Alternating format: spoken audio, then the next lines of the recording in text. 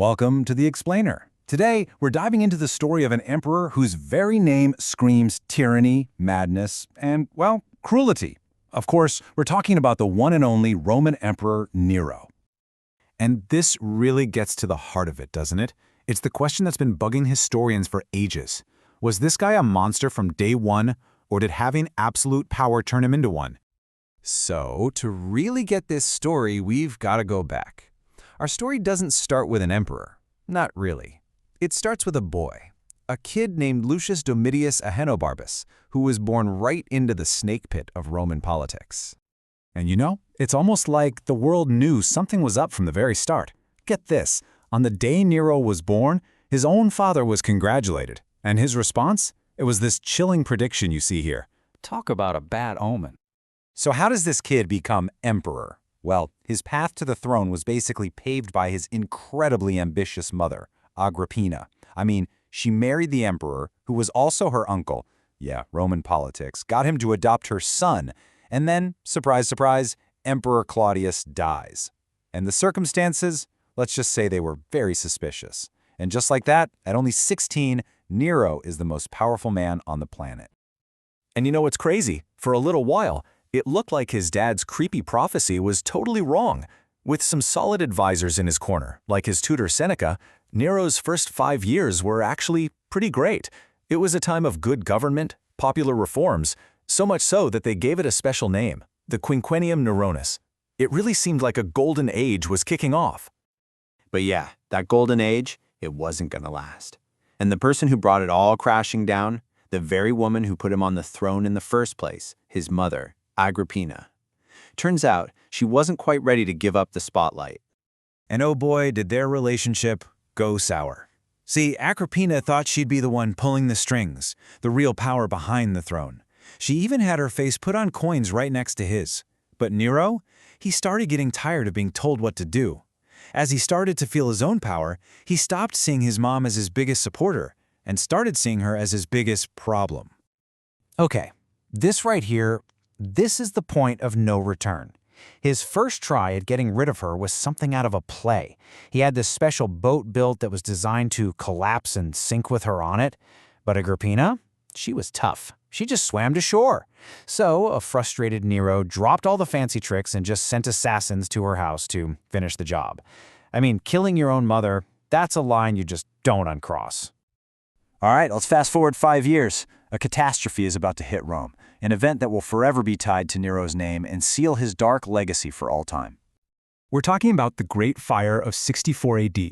This wasn't just some small fire, it was a monster blaze that raged for over a week. By the time it was out, 10 of Rome's 14 districts were just gone, either totally destroyed or heavily damaged. The heart of the empire was literally a pile of ashes. And this is where the big debate really kicks in. Was it just a terrible accident?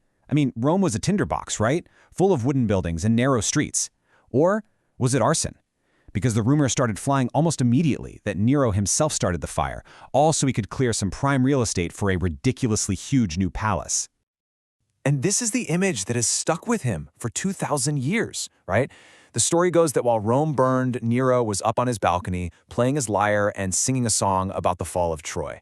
Now, it was probably just propaganda, but man, that image of a crazy emperor fiddling while Rome burns, it's just too powerful to forget. It paints the perfect picture of a totally detached, monstrous ruler. So after the fire, Nero needed a scapegoat, and fast. He pointed the finger at the Christians, who were a new and kind of misunderstood group at the time. And what he did to them was just horrific, absolutely brutal persecution. And then, what does he do on the very land that was cleared by the fire? He starts building his golden house, this massive, opulent palace. For a lot of Romans, that pretty much confirmed he was guilty, right? Well, all of this, the paranoia, the crazy spending, the outright tyranny, it all starts to catch up with him. Eventually, the entire empire had had enough, and it all leads to this dramatic and, frankly, kind of pathetic final act. The beginning of the end started out in the provinces.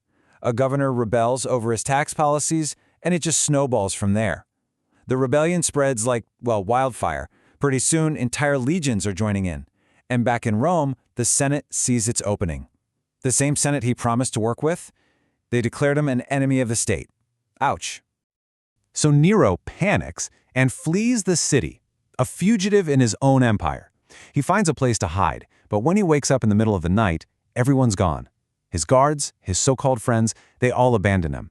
He was completely, totally alone, and that's when he supposedly cried out, "Have I neither friend nor foe?" He's cornered, it's over, and he can't even bring himself to do the deed. He literally has to get his private secretary to kill him. And his last words? With his dying breath, he says, "What an artist the world is losing." I mean, you can't make this stuff up. Pure, self-obsessed vanity right to the bitter end. But here's where the story gets really weird. You'd think that's the end, right? Nope. In a strange twist, Nero's death was just the beginning of his legend. His ghost, so to speak, would haunt the Roman Empire for years to come. See, the reaction to his death was totally split. The rich elites, the senators he had tormented, they were popping the ancient Roman equivalent of champagne. But the common people, the lower classes who loved the massive games and spectacles he put on, a lot of them actually mourned him. To them, he was this larger-than-life, generous guy. This split led to this really bizarre legend called Nero Redivivus, basically the idea that Nero wasn't really dead and he was gonna come back. And this wasn't some fringe belief. It was so powerful, especially out in the eastern parts of the empire, that at least 3 different guys popped up claiming to be a reborn Nero, and they actually got people to follow them into rebellion. So what's the takeaway here? How do we even begin to understand a figure like Nero? Was he a tyrant, an artist, a myth? His story is so much more than just a list of his crimes. It's really this dark, complex tale about what absolute, unchecked power can do to a person. It's about a boy who became a monster. And it leaves us right back where we started, with that really unsettling question. Was he born that way, or was he made?